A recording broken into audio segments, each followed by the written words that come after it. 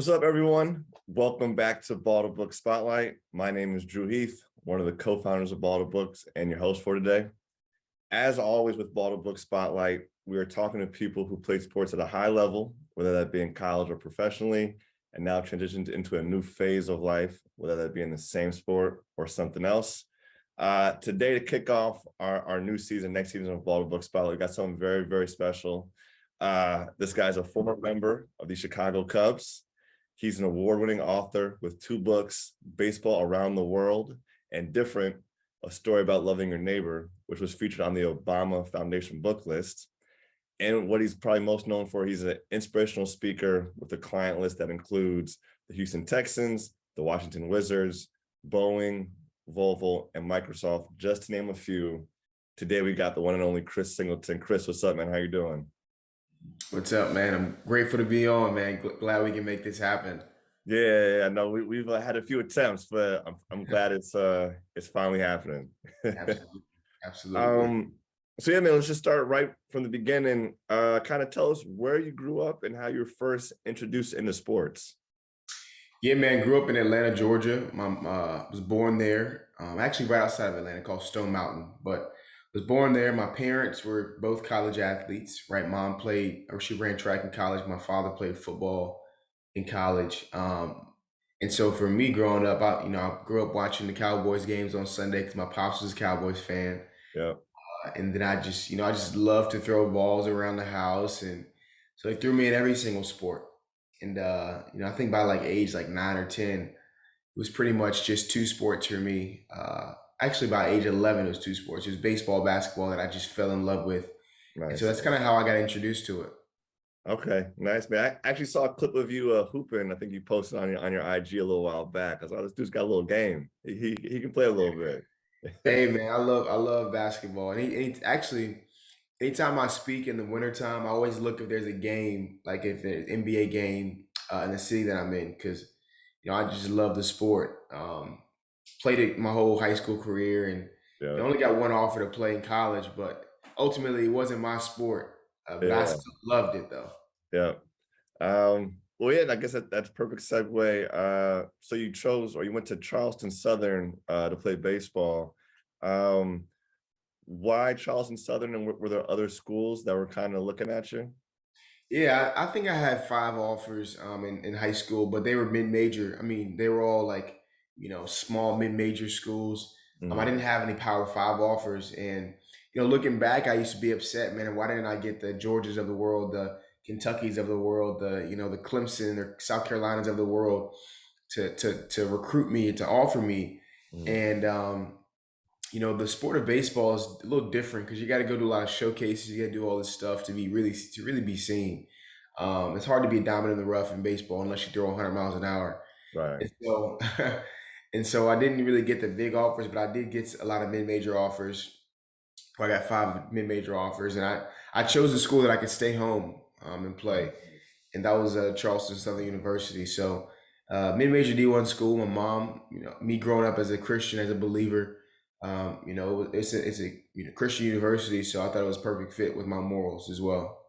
Nice, nice. And then what was your experience in college? Like how was the team? How were you as a player? What was kind of like your most memorable experience? Yeah, man, we were a decent team. I wouldn't say we were, we never won the conference or nothing like that. We were middle of the pack type of team. I wasn't a power hitter. We didn't have very much power on the team, so I always had to hit in like the power spots in the lineup, even though I Right. was, 6'1", 170, right? It wasn't like Right, I'm 6'2", 240 or nothing right, like that. right. And so, I had a lot of fun playing. I think I started every single year that I played. My freshman year, my highlight of my career was probably playing Clemson and beating Clemson and having like the best game of my career in college. We beat them for the first time in school history. So, yeah, I had a lot of fun playing in college, man. I definitely miss those memories because it's kind of the last time you play like team sport, right? Once you Yeah, start playing yeah, professionally, it's all about you and your path. right. And then kind of, yeah, speaking on that, the process of getting drafted in baseball is a little bit different than the other sports. So I guess if you could touch on your personal decision to go pursue a pro career, and how it differs from the other sports. Yeah, man. I think for me, the reason why I chose to go out early, I got drafted my junior season, so I left a year early. Now, the way that baseball works is there used to be 40 rounds, right? Mm, And post COVID, they've shut the rounds down a little bit.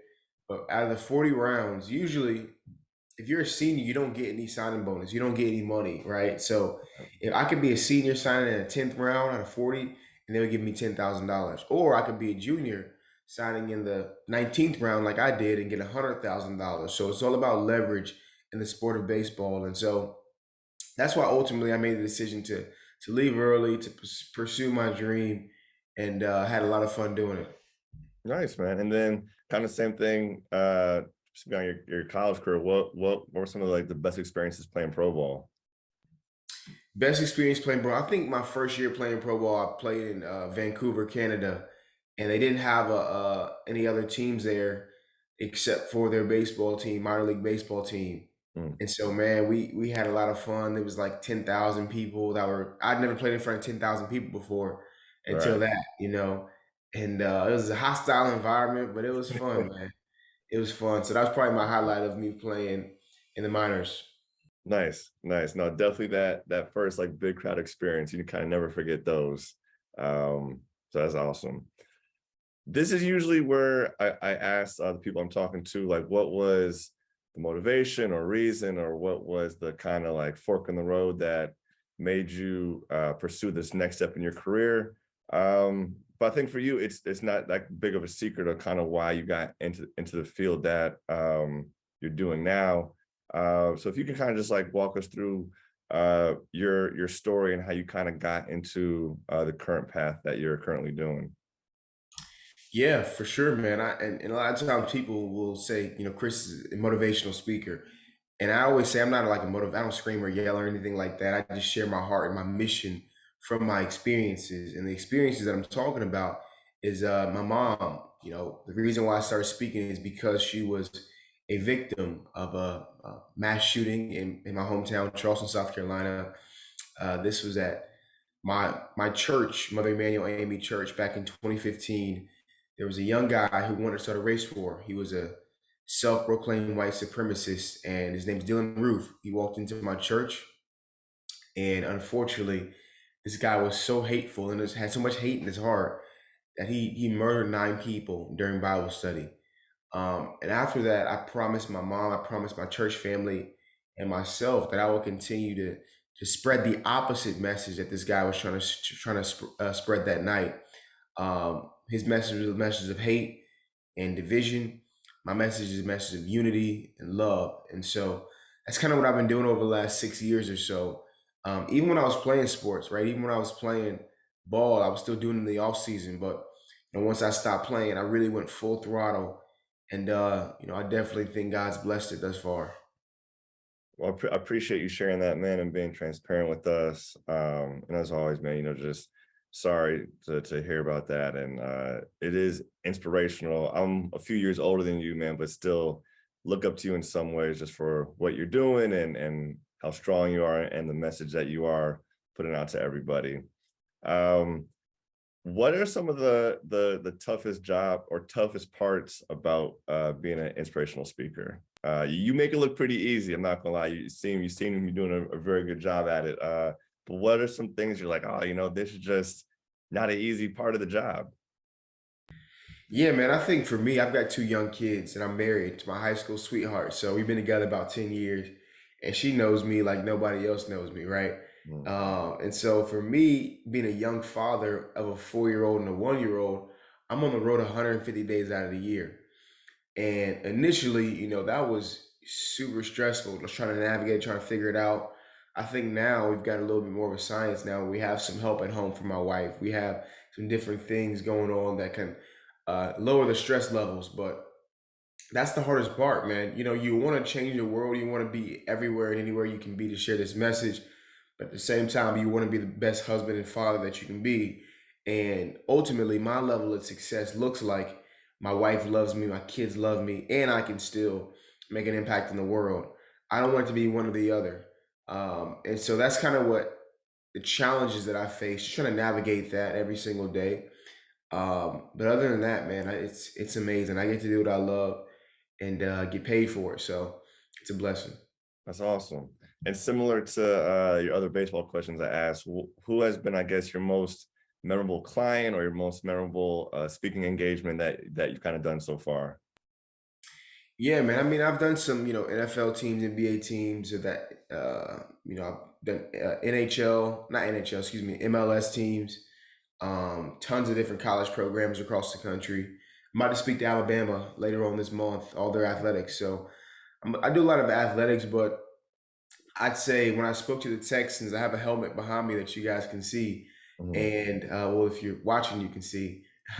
And this helmet actually has my mom's name on it, on the back of it. So when I spoke to the Texans team, I would speak there every single year. And they actually said, Chris, we're so inspired by this message, man. We're going to wear your mom's name on our helmets for the year. Oh, And they wow. did that, man. It was phenomenal. Randall Cobb, Michael Thomas, like just phenomenal guys who did that for my mom. And so that was a really really impactful one. But also, man, I get to speak like this year. I do 130 engagements, and Wow. so there, every single time that I speak, man, there's a story that I walk away from that engagement, just thinking, man, like I'm grateful that I got to do this today. This was needed for somebody today. So Mhm. everyone's a blessing, but that one definitely was something that I'll remember forever. Yeah, man, the Texans thing is awesome. I didn't realize that. That's pretty cool. That's pretty cool. Um, your two books that you currently have, um, Baseball Around the World and Different, a story about loving your neighbor. What was the motivation behind those? And do you plan on writing more? And kind of just speak on what both those books are about a little bit. Yeah, man. So the first book, Different Story About Loving Your Neighbor, is the reason why I wrote it first and foremost is because I used to think that I would speak to every single school in the country, Drew. Like I didn't know like how many schools there were, you know? Right. And I said, man, real quick, I said, I can't do that. That's impossible. How can I get this message out there? My sister were talking about it, and she said, well, why don't you write a book, write a children's book? Or she said, why don't you write a book? And I thought, man, why don't I write a children's book? That'd be great. And so I did.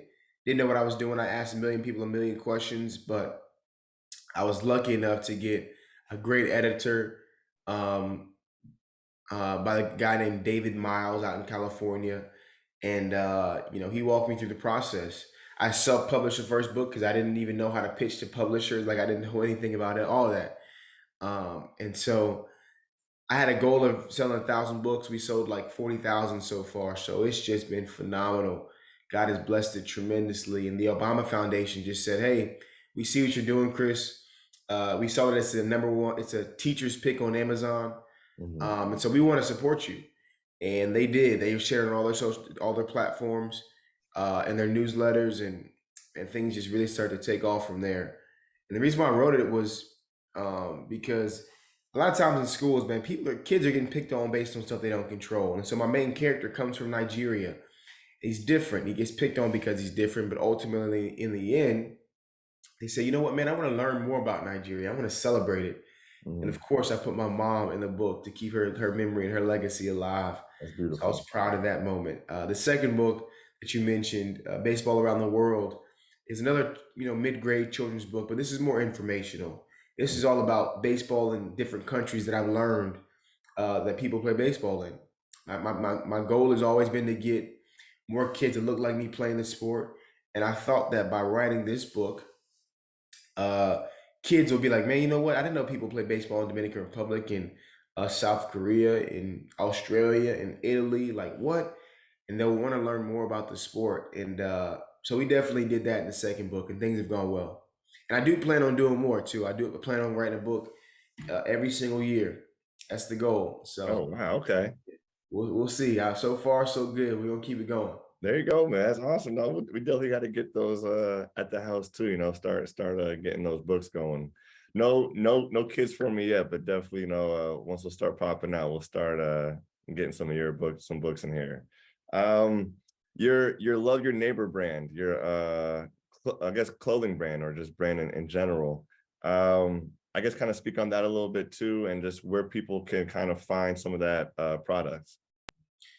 Yeah, man. I think for me, the reason why I even started doing the Love Your Neighbor brand, this was before I really started speaking heavy. I just wanted to have something that was outside of my sport that people could say, they would ask me questions when I signed my signature. I'd say, sign my name and then put love is greater than hate.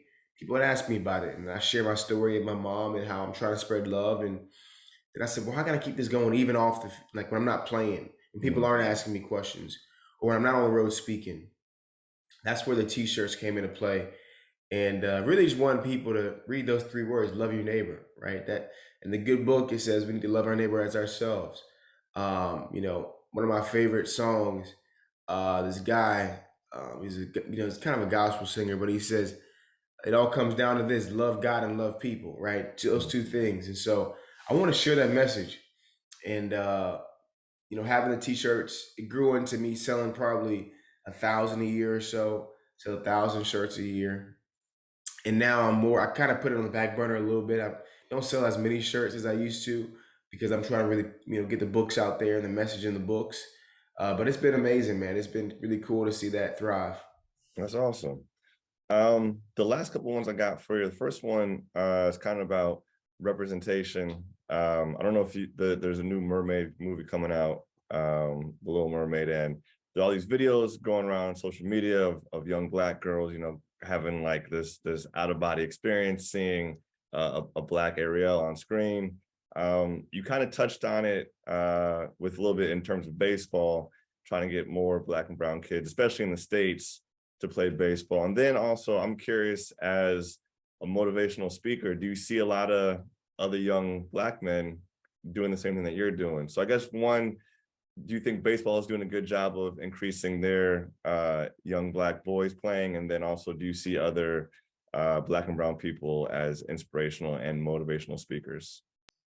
Yeah, I think, man, baseball, they realized they've got a problem about 5 years ago. And they're starting to make the right changes as far as like marketing guys like Tim Anderson, who's in the South Side of Chicago, is a phenomenal player.